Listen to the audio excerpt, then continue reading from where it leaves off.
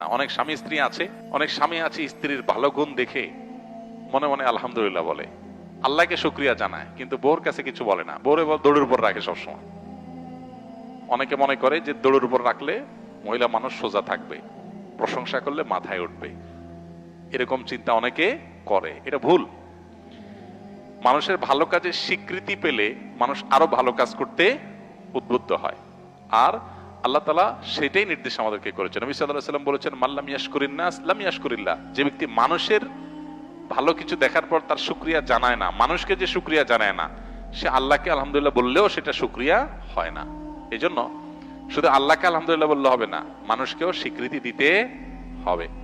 এটা স্ত্রীর বেলায় প্রযোজ্য, স্বামীর বেলায় প্রযোজ্য।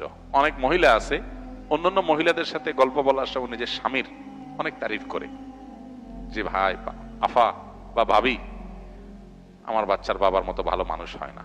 আর আমি মুখ দিয়ে বলার আগে সব হাজির করে, বাইরে আরেকজনের কাছে চাপাবাজি করতে বেশ ভালোই লাগে, কিন্তু স্বামীর এসব